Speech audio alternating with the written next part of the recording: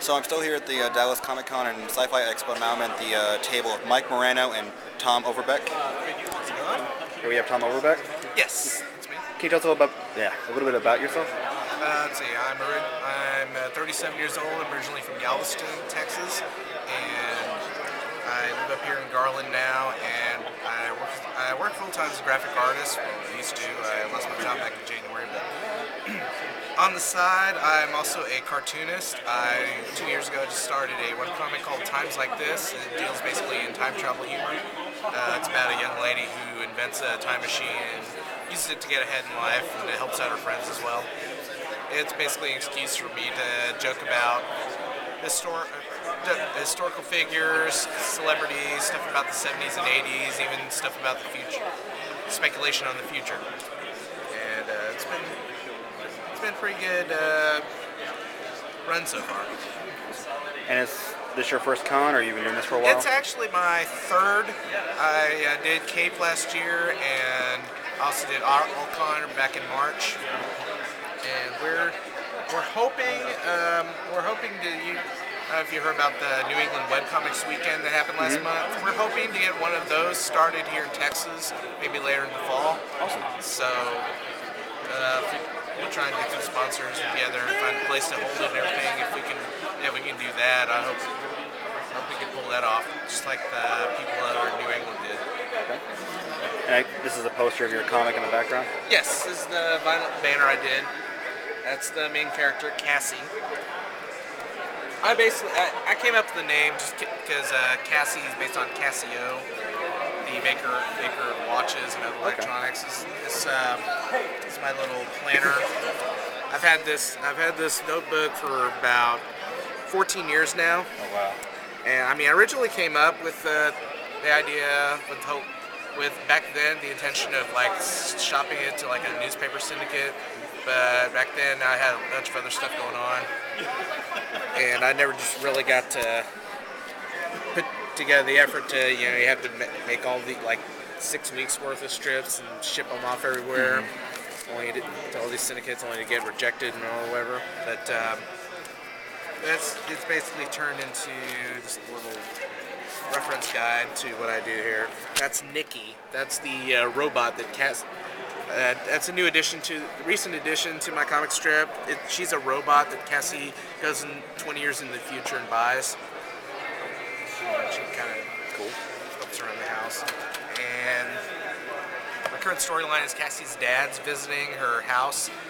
It's actually the house that she bought back in like 1967 for like $17,000, and now she's trying to get it in somebody else's name so that her dad doesn't get suspicious about where she got the money to buy the house or whatever, which is probably worth $200,000 by now.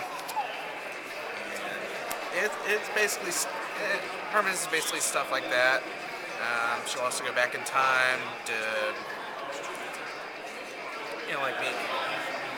So I maybe hook up with celebrities like just before they become famous and they're more approachable. And her friend Matt also has a bit of a wacky guy and a prankster or whatever.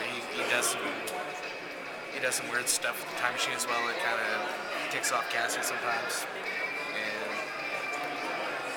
And it's just a nice little fun gag-a-day type webcomic. It runs about, right now I've got it like twice a week. Okay. Updating. Awesome. And we also have Mike Moreno. How's it going? How's it going? So tell us a little bit about yourself. Well, I sit on my butt all day. No, I'm a stay-at-home dad, so I have to have a night job. And the beautiful thing about that is I found one where I'm able to do my comics while waiting for the phone to ring.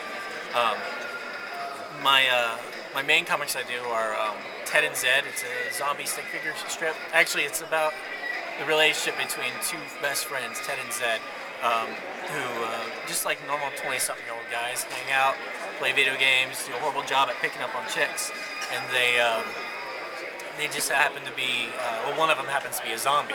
He wasn't always a zombie. They were best friends growing up, and then about 5 years ago, in comic time, one of them became zombified. to be a zombie is kind of a transient state in my strips, and there are varying levels of decomposition, um, both in the brain and the body chemistry. Um, Zed is the zombie, and I'm constantly breaking the fourth wall in it. I've actually ended up breaking myself into it, and subsequently became a zombie. The fan favorite tends to be Death by Bunny. It's just one panel, no words, no dialogue whatsoever. Bunny just knocking people off, and I don't show the actual act as it happens. I just show the bunny just about to do it. So the viewer has to make that mental leap, and I think it's a little funnier that way. It's cute and fuzzy, unassuming. And then I have this other one that's called Max Life. It's an autobiographical stick figure strip. It's about, obviously autobiographical. It's about my life, and I found that the humor is kind of dry on it. It's more like a visual blog, if anything. Just funny things happen in my life, and everything is an anecdote. Sometimes a little creative liberty, but everything is an anecdote from my own life. Awesome. And down here we have a few sheets from Death by Bunny.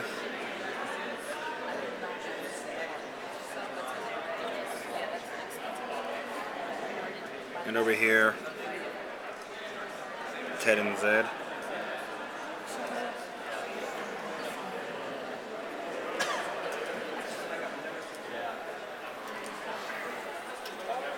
I'm also one of those bleeding heart types. I'm finding the right cause, and I'll sign on and do whatever I can.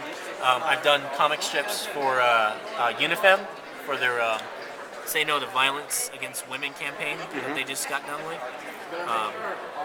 And I am currently doing some strips for Greg Grunberg.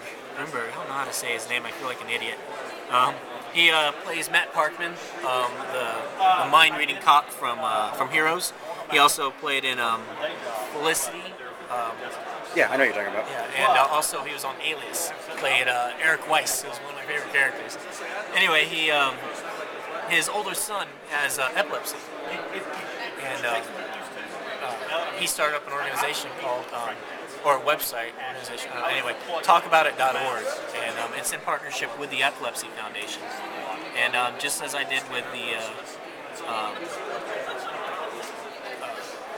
Unifem comic, what I'm doing is I'm trying to raise awareness about epilepsy and to educate people, grammar lessons, things like that, and first aid. And it's going to be on their website. That hasn't gone up yet, but it eventually will. And once it does, I'll link to it on my site. But yeah, just whatever I can to help. Usually it's just with a crappy comic. Well, good. Okay, well, thanks again, guys, for the interview. Thank you. Well, thank you. And that's Kyle Conda signing off for the Dallas Sci-Fi and Comic Expo.